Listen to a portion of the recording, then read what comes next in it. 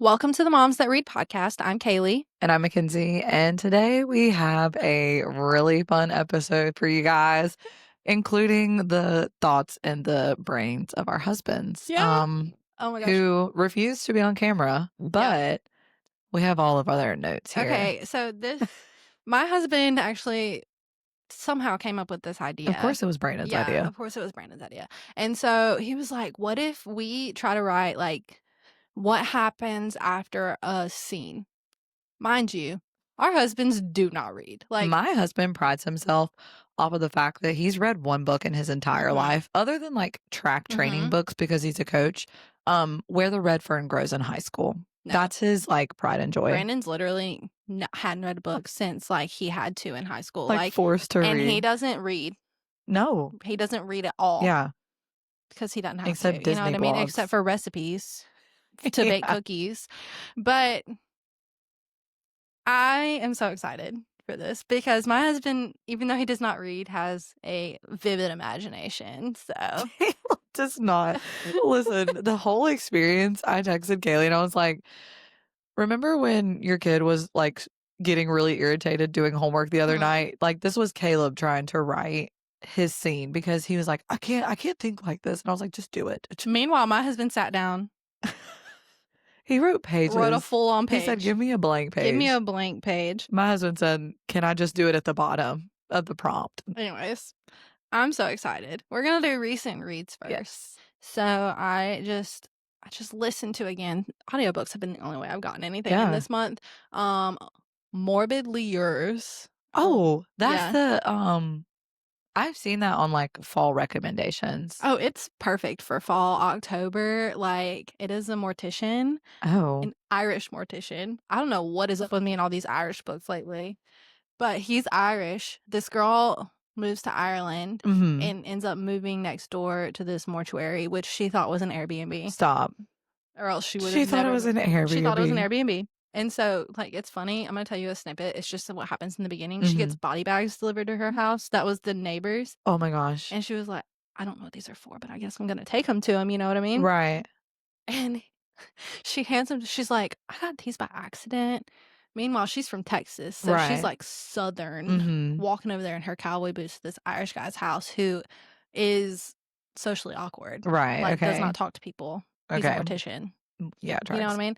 And she was like, I have a question. What are these for? And he said, the bodies. Oh, just like. Meanwhile, she thinks this is an Airbnb.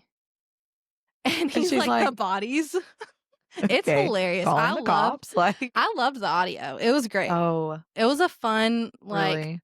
It was a fun October read. You know? I love that. It was good. Okay, I love that. Well, I finished Everqueen and I was like, you know what? I need like a light. Even though I'm reading that Lucy Score book, I wanted another romance. And I am listening to Quit List by Katie Bailey. Are you? Yay! I'm already 20% into it. I love it. No, I love that one. It's so good. I am surprisingly able to listen to it on 1.4, but they must just like talk slow. But it's so good. I love it already. That's one of my favorite Katie Bailey books. And then she also has a duology that's a hockey but like Christmas duology. Both of them are Christmassy. I saw that. It's on Hoopla, I think. Yeah, they're so good. I love those. Okay. But you need to read the one that just came out. It was rookie season. Okay. And it's by her and someone else. I think they like wrote it together. That's crazy. That one literally I think just came out last month. It's so good. Okay. I'm loving it right now. Katie Bailey is fantastic. And she writes No Spice. So. Oh, really? No Spice. Oh, okay. I really like it. And I love the love interest already. So it's good. Okay. Are you ready for this? I don't know if I'm ready for this. I don't know if I'm ready either. So I guess we need to read the prompts. Like, this is what we gave them. And we gave them a prompt and then we gave them some character names to go off of so they could like add them in, even though they don't know who they are. I may or may not have told my husband that, like, he asked who Broccoli was from Fourth Wing or Onyx Storm. And he was like, is this a boy or girl? And I was like, yes. Yes. I'm not telling you anything. See, I did give Brandon if they were a boy or a girl. I love that there's nothing next to Bone Carver because I told him it was a bone carver. He said bone carver. I was like, it's a bone carver. It's a bone carver. I don't know what else just to like tell the you. cereal. It's cereal. Do you want to read the prompt? Yeah, I can read the first one. Okay, so the first one is from A Court of Thorns and Roses. So Feyre is a mortal girl trapped in a fairy world. And he says a fairy world. I was like, okay. To save the man she loves, Tamlin, she has agreed to serve Amarantha, a cruel high fae queen who ruled with fear. Amarantha has thrown Feyre into 3 deadly trials as punishment. Feyre has just survived the first trial, barely, and she was left broken, bloody, and weak in a dungeon cell. That night, the cell door opens, and it's Rhysand, the High Lord of the Night Court. No one really knows his motives. He leans casually against the frame, looking at her when his lips curve into a wicked smile. I've been looking forward to meeting you, he says. And so we ask them what happens next. There's no way I'm going to be able to read this with a straight face. Oh my God. Okay, go. Do you want me to go first? You go first. His is super short because this was his first one and it took him 15 minutes and it literally took up just the bottom half of the paper. Wrote a whole page. So you go first. Okay, so Caleb said, Rhysand walks across the cell and pulls a key out of his satchel and unchains her. Feyre asks him, why are you helping me? Rhysand looks down at her and chuckles. I know why you are serving the queen. Tamlin and me used to be boys. I'm sorry, what?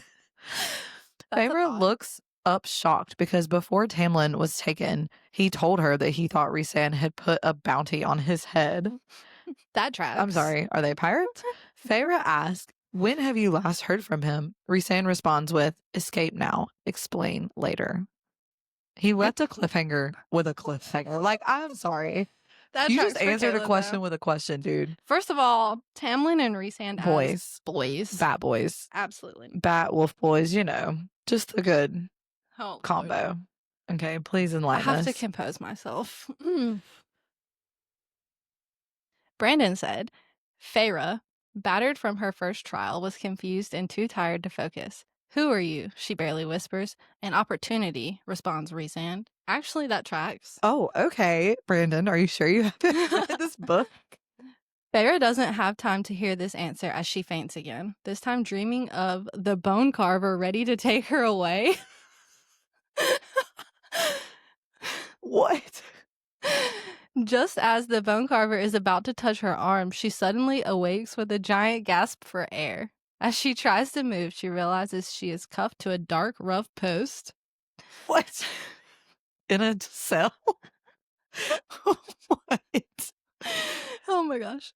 She doesn't even realize the muscular giant man in the room. Here, says Rhysand, as he tosses her the keys to open the cuffs. I'm an opportunity. I am your escape, says Rhysand.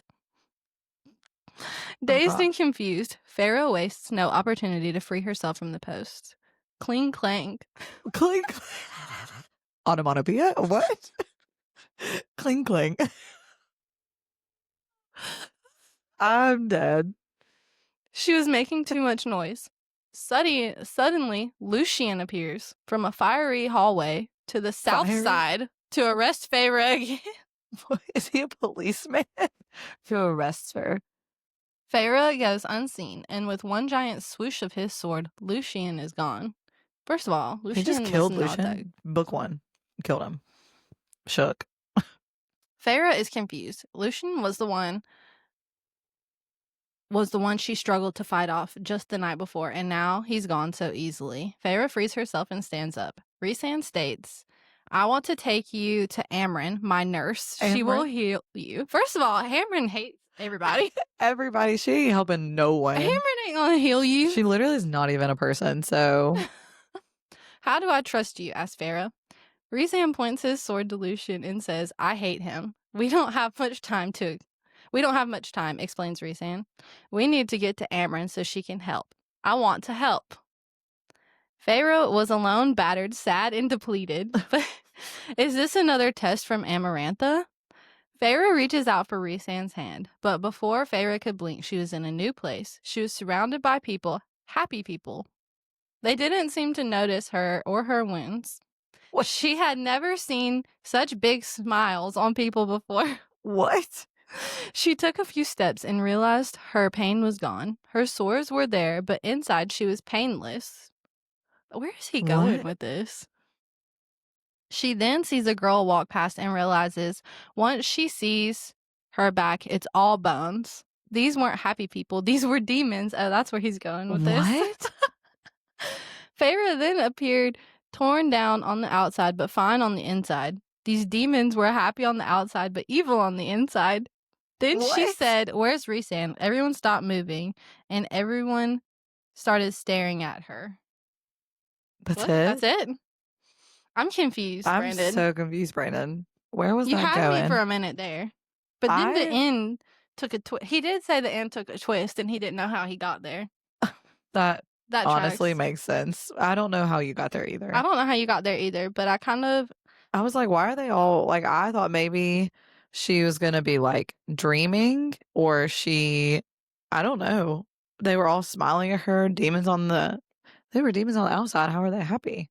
First of all, Feyre said, "Who are you?" The beginning kind of made sense. Yeah. The beginning kind of made I'm an sense. opportunity. He was like, Feyre doesn't have time to hear his answer as she faints again. I think she was in and out. She was, yeah. She also, I think, also thought it was a test from Amarantha. He got part of it.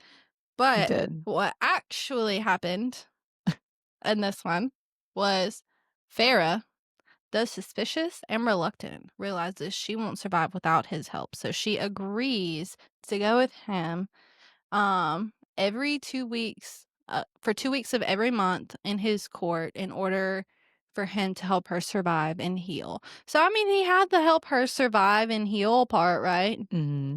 Yeah, just Lucian coming out of nowhere. And killing him and one? Killing him. Wow. Book 1? Yeah. And then Amren getting help? No, Amren is not helping you. No. Amren hates you. Amren hates everybody. Amren hates everybody. It's good to know that Rhysand and Tamlin were boys, and Lucian dies first book. So that's where our husbands went with that. Rhysand and Tamlin were dogs together. You know what I mean? They were. They ran the woods of the courts together. Yeah, Brandon, you had me at the beginning, even the middle, but you lost me at the end. That's fair. Yeah, and then where did Tamlin? Like, he didn't even put. He didn't even talk about Tamlin. No, he didn't even put Tam in there. Oh my gosh. Okay, the second the second one is about one of our favorite books. It's a romance book, so we gave them 2 fantasies and 1 romance, just because I wanted to see. Technically, our second fantasy is more of a what do you think happens next, and we don't know what happens next. Nobody knows what happens next. And if our husbands predicted it, that would be cool. Without ever having read it. Yeah. Are you gonna read this one? The second one is Practice Makes Perfect by Sarah Adams, which we love some Sarah Adams. Yes. This one says, Annie Walker is the sweet small-town florist who feels like she has always been the safe choice. Will Griffin, the tattooed bad boy bodyguard to her sister-in-law Amelia, who is famous, agrees to help her learn how to date with confidence. She just went on a really bad date because she doesn't know how to date. In this scene, they're running through one of Annie's practice dates, and the chemistry is starting to spark. The cafe was nearly empty, but Annie could feel every pair of eyes on her as Will leaned back in his chair, smirking like he had a secret. Okay, he said, voice low, you're on a date with me. Pretend I'm just some random guy you're trying to impress. Annie's palms went clammy. She tucked a strand of hair behind her ear, her heart rattling like a hummingbird. Fine, she managed, lifting her chin. She met his eyes across the table and ... We had them finish the date.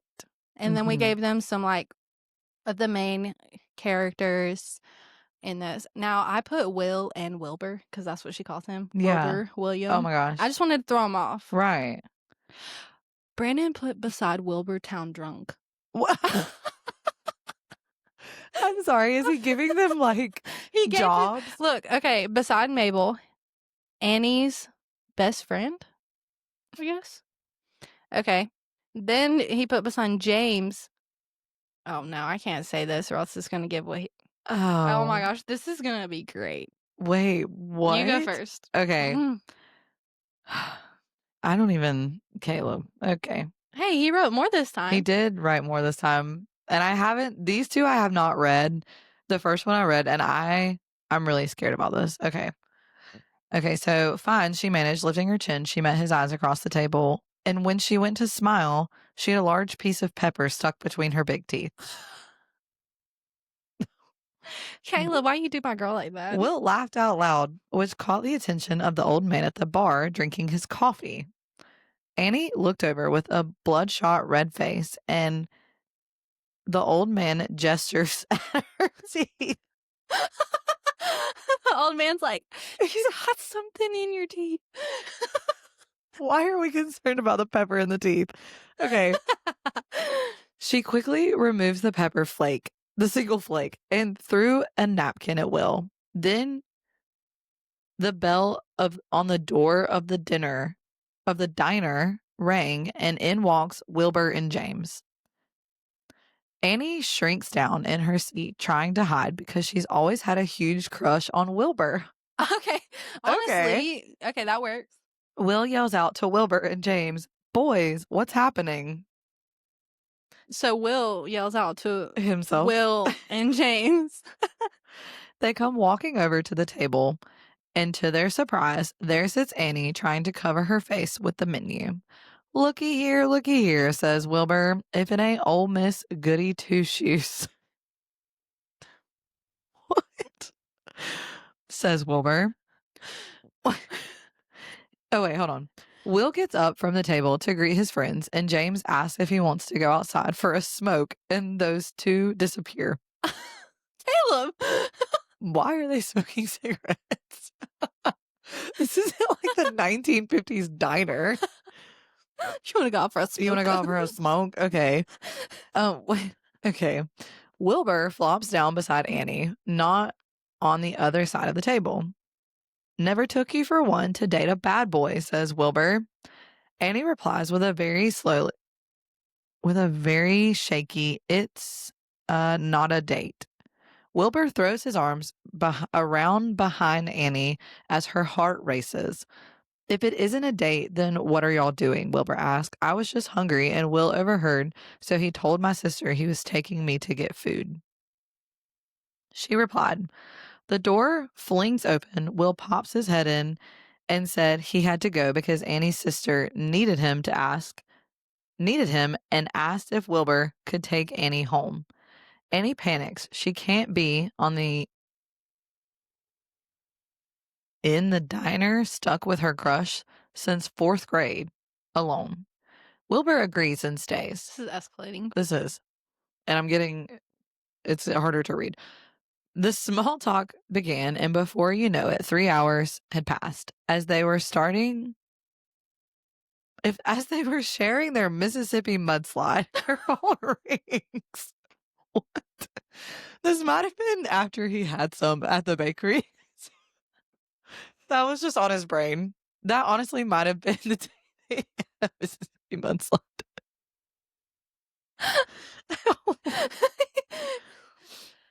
Okay, so Annie's phone rings. Are you okay? Asked her sister.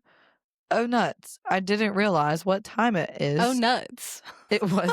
And I'm headed home now, Annie replies. She tells Wilbur they have to go, and they leave the diner. He has spelled diner 3 different ways. Walking to Wilbur's truck, he opens her door for her, and he helps her climb inside. As he shuts the door, Annie's head is spinning. It must be a dream. They pull up to her house as she gets out and tells him it was a great time and they should do it again. He leans in for a kiss. She panics and closes the door and smashes his nose. Caleb. Okay. Wait a second. Okay, so Annie Will and Wilbur are the same person. Yeah. That's just his nickname. So, Yep. I mean, he had that correct, you know? But apparently Wilbur and her shared Mississippi mudslide at the diner after Will and James went to go smoke a cigarette. And then she broke his nose. And she was kind of a little goody two-shoes. She was a goody two-shoes. He had that out. That is hilarious. I'm not going to lie. I should have got him to type this up. I know. Brandon said I should have typed it. Ruggling right now. Oh my gosh. Okay. Please enlighten us with Brandon's. Oh no. I'm not ready for this. I'm honestly just anticipating this. Have you read it? No, I haven't read any of his yet. Oh, God. All right. I love roses and tulips and sunflowers, states Annie. I enjoy people, soccer, and school. Loser, scoffs Will. Immediately. Suddenly embarrassed more than ever, Annie responds, "Stop. Okay. Chill," says Will. "You're trying this, so I'll try to be nice." Annie sighs, and before she responds, Emily, their waitress, returns. "What would you like to order?" says Emily. Annie questions, "What is your favorite item?" Emily responds with number 56, the pumpkin Danish. "I'll take that. And a Sprite, please." A Sprite? What, They're a at a pumpkin diner. Danish? You Get a could have said milkshake or coffee? something. Oh, coffee and a Danish? You own a coffee shop, my guy. Sprite and a pumpkin Sprite Danish. and a pumpkin Danish. That's an odd pairing. Interesting. Okay. It goes with the cigarette and the mudslide, so. It does. Whew. I'll take an everything bagel with chocolate cream cheese and a coffee with about... Oh, God. I hate you so much, Brandon. And a coffee with about 6-7 creamers. A moment of silence for the rest of the story, please. Jesus Christ. Okay. 6-7 is following me around everywhere. Trust me, as a middle school teacher, it haunts Brandon my every wrote, or dream. Talon wrote it on the top of his paper, and the teacher did 6 times 7 equals 42. That's his grade? No. Oh. He just wrote 6-7, and she like made it into a joke. Oh, that's funny. See, I would have been like, and this is your grade. Oh my gosh. Brandon had to include. Okay. I'll take an everything bagel with chocolate cream cheese. That is a crime. That's just And the coffee with about 6-7 creamers, says Will. As Emily walks away, Will states, "You have to know what you want, Annie. You're too carefree. Your sister Amelia knows exactly what she wants all the time, and look at how popular she is." So true, Annie thought. "Okay, I get it," responded Annie. "I love sunflowers. I love soccer." Annie was not athletic. No. "I love the color blue." It was pink, actually. Will smiles and says, "Okay, we're getting somewhere." Will loves confidence. Will is noticing as the two are talking that Annie looks a lot better with her hair curly. He notices the nice jewelry is slight petunia scent in the air. What? Slight. Just a little bit. Which she owns a flower shop, so. Okay, I mean. Slight petunia scent. Slight. Just a little bit. He assures Annie. He assumed it was Annie who had come here straight from work. Emily drops their orders off a few moments later. "This Danish is so good. Try a bite," says Annie. As she reaches a fork across the table, Will leans and takes it. "Wow, that's pretty good," says Will. "Try mine." As Will reaches his sample over the table, splash, Annie spills her Sprite everywhere. Will jumps up and reaches his arms out wide, showing his wet pants from the spill. Where is this gonna go? What? Oh, Jesus. "I'm so sorry," cries Annie. Wilbur, the cafe owner, brings over some napkins. Annie is ashamed, but what she sees is very curious. Will is helping. He hadn't said a word, just wiped the Sprite and ice off the table. "Honestly, Annie, you're kind of cute when you're flustered." Annie quickly has flashbacks of her terrible previous date with Noah.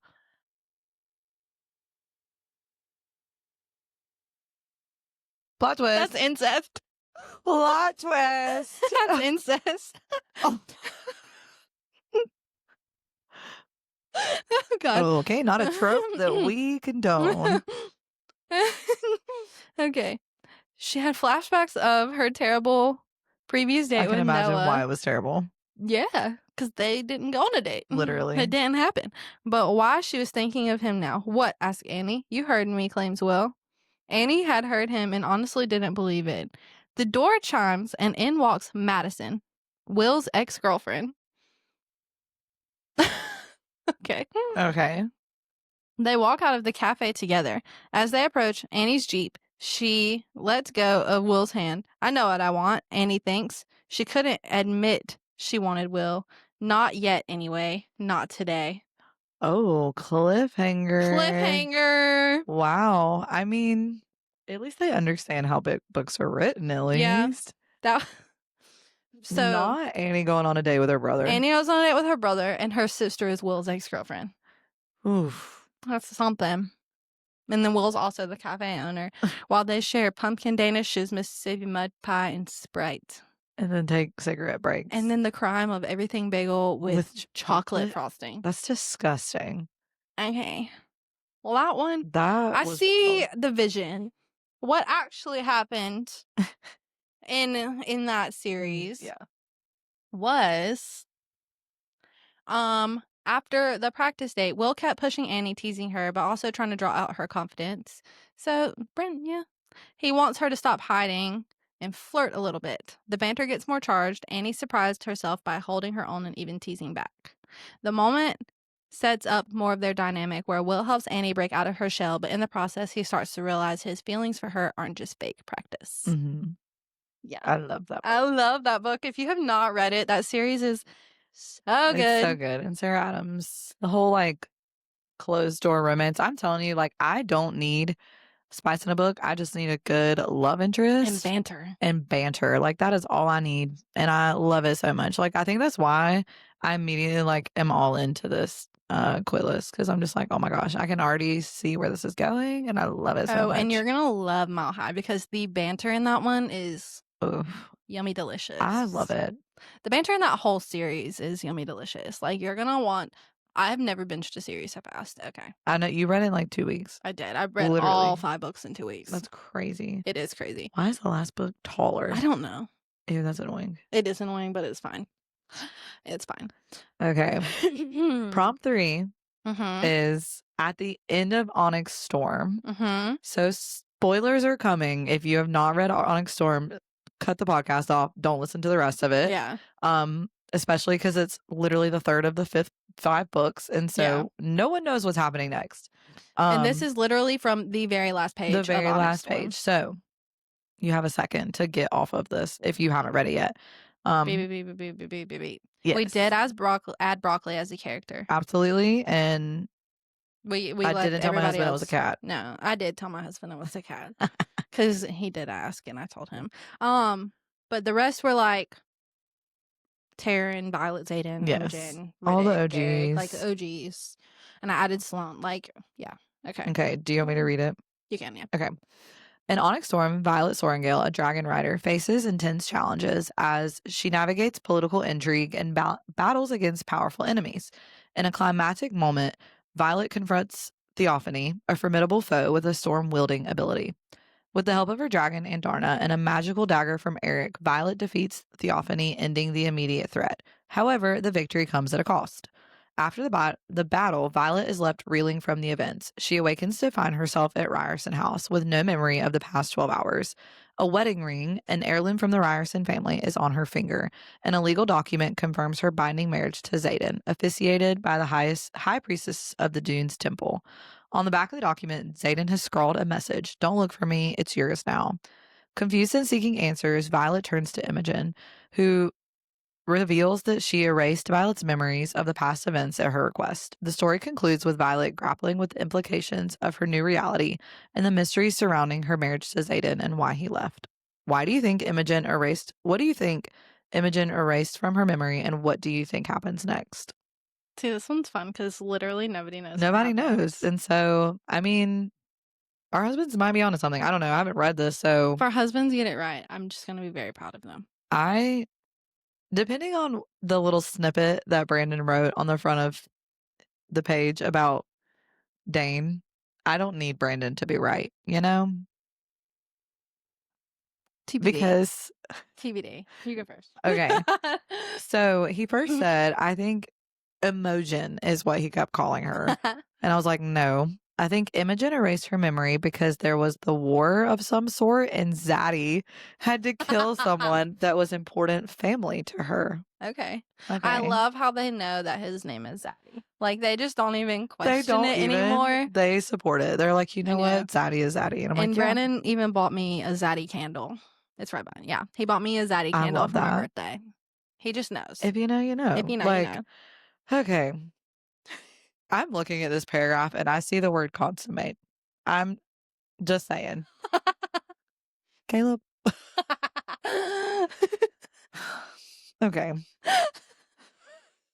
Okay. I vaguely remember him asking me if he could use that word, and I was like, in replacement of what? Because, like, hello, we're a G podcast, people. Okay.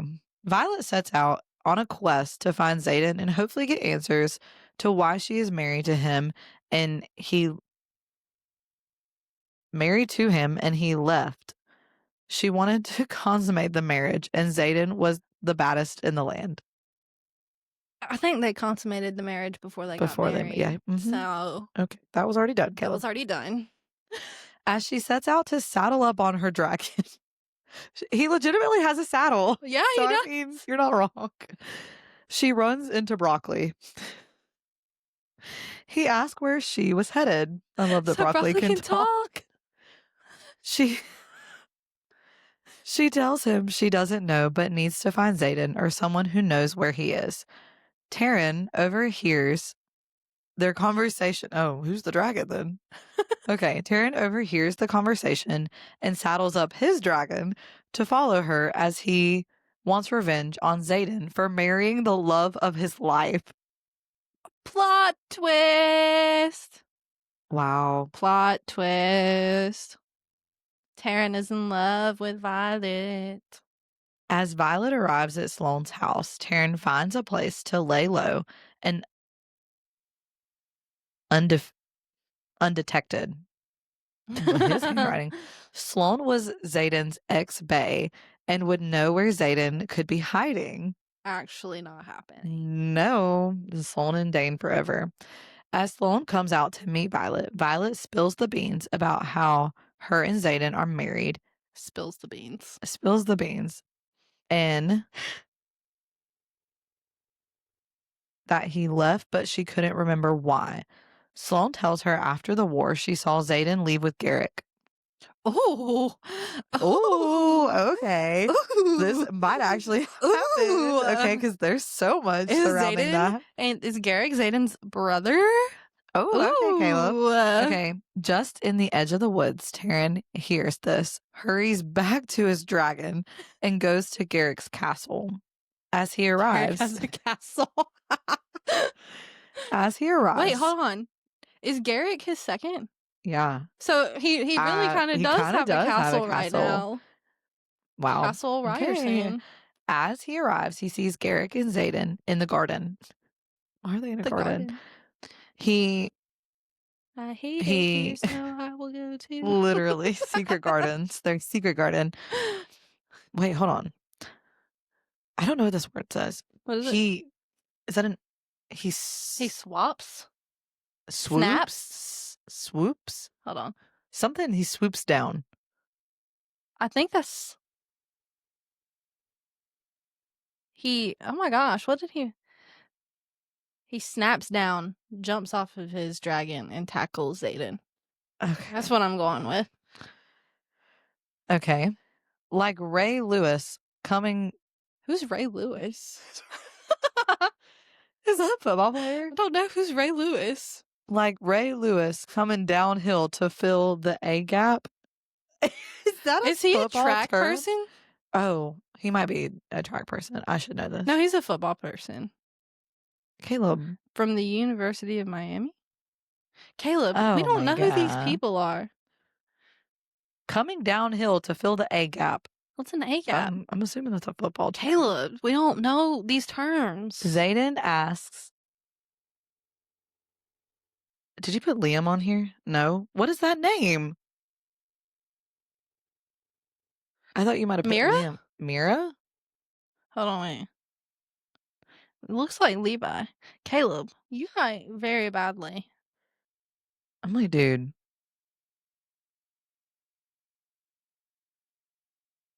I literally can't read that. Oh, God. Pause. I don't know what that says.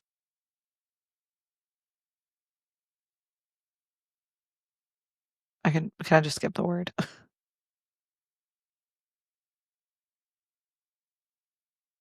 Him? Oh, maybe. Okay. Okay. Where was I? I think Zayden asks him. Yeah. Oh, Zayden asks him what the heck he is doing, and Taryn replies with, "How could you? You knew my love for her and you marry her?" Zayden's eyes widen. "How did you find out? We have to leave now." Just then they look up, and here comes Violet on her dragon and corners them in the garden. "Explain yourself," she demands. Zayden explains that in order to win the war, he had to kill her brother, Bodhi.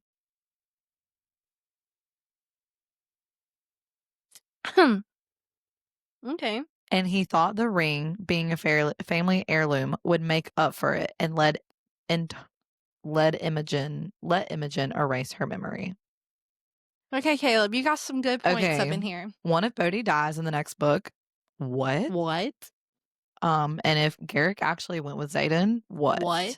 Okay, so those are my two takeaways. Like, he might actually be onto something. Taryn be They're not in love.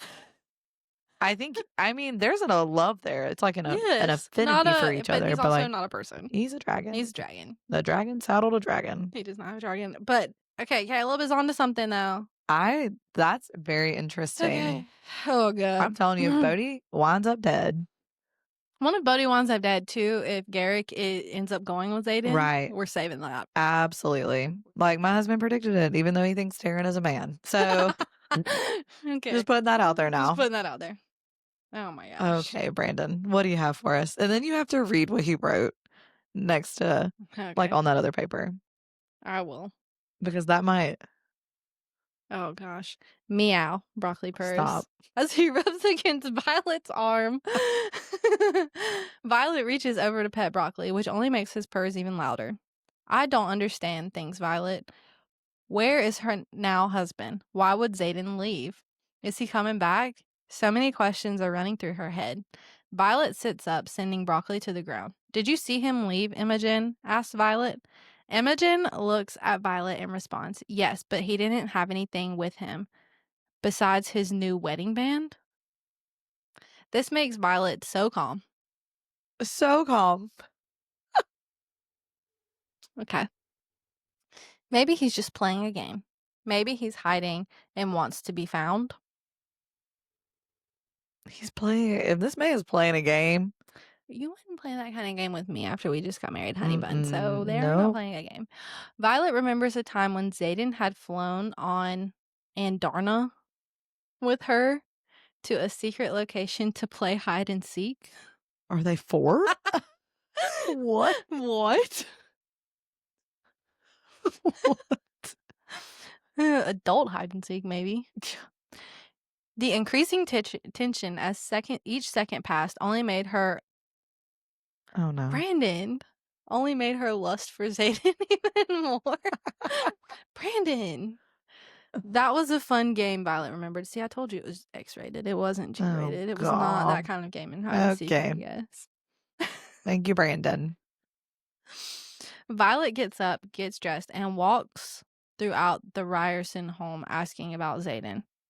She runs into Bodhi outside of the garden, who tells her he just went out for some dragon food. Okay. What is dragon food? Violet is now super confused and shows Bodhi the message Zayden had left her. That's not Zayden's handwriting. That's not Zayden's handwriting. It looks like Dane's. What? Plot twist. Who said Dane wrote it. But why? Asks Violet. Long story, says Bodhi. But there's always been a rivalry between the two. There has always been a rivalry between the two. You're not wrong. Lead me to him, asks Violet. Violet hops on Andarna, and Bodhi hops on Rhiannon.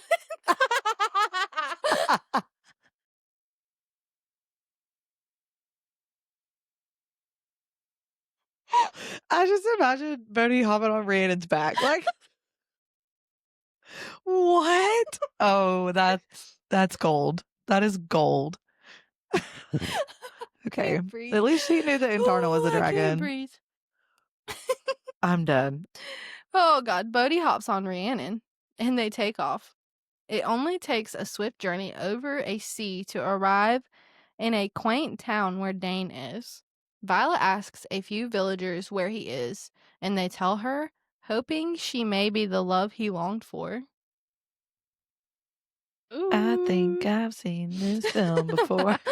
And I didn't like No. That is so Dane and Violet coded. Upon arriving at the local bar, Violet finds Dane as well as Mira, who's beside him.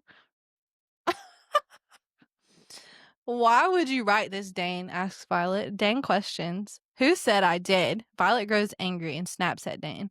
Where is Zayden? Dane has no clue where Zayden is. He hasn't seen him. But that message I wrote to my brother Taryn. Maybe he used it. Taryn is also a man. Yeah. Maybe he used it for other motives. Violet had grown to be super quick-tempered. Yes, she had. True. So she didn't hesitate grabbing the bottle from the table, shattering it, and hitting Dane in the head. That tracks. Mira lunges, but just as she does, Violet slices her neck with a swift swoosh. Oh my god, no, she legitimately almost died in Onyx Storm.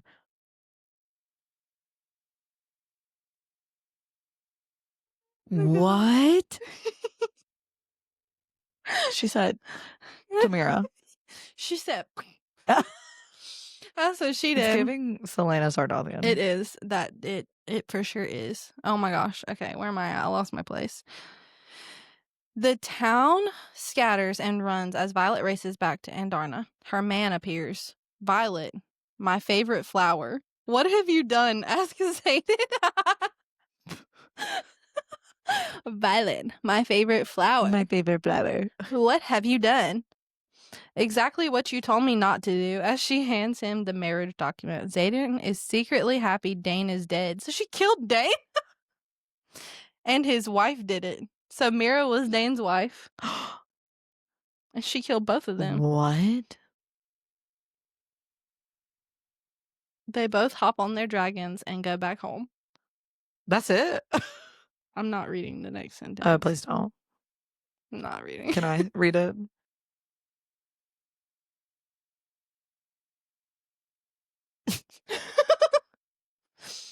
Brandon? No, sir. Nope. Nope. Okay. So, Bodhi is with Violet in this. Which is wild. Yeah. And Dane was obsessed with Violet was tracks. And then Violet kills Mira and Dane. Okay, like there was okay. So there was the 3 sibling thing, and one has to turn on the other. I really hope that is Mira, or is it still Brennan? I really hope Brennan is the one that dies. I mean, there's too much references to that entire story and that fable about the 3.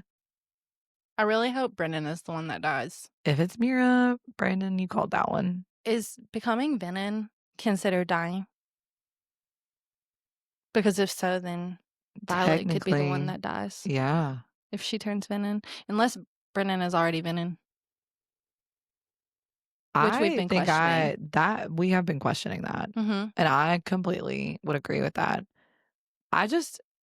Rebecca, you had us so stumped on the last page of that book that I was like, I don't know what I can think of right now. And I don't know what to try and believe. Yeah, I don't either.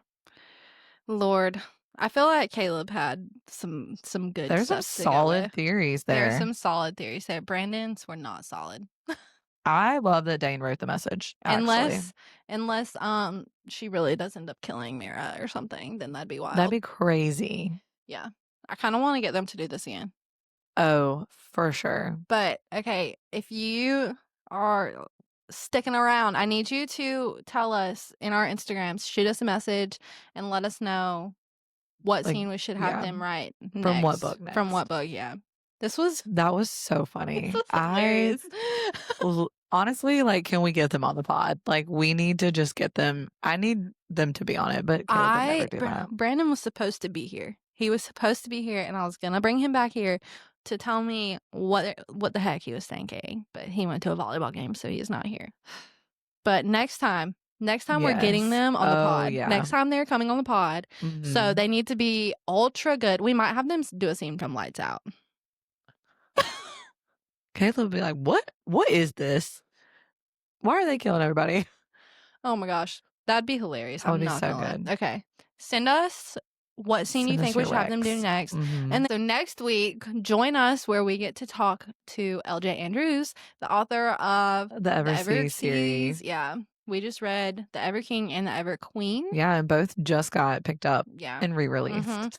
So we still have time to read it or listen to it. We found it online. But we will see you guys in the next video. Yeah. Bye, guys.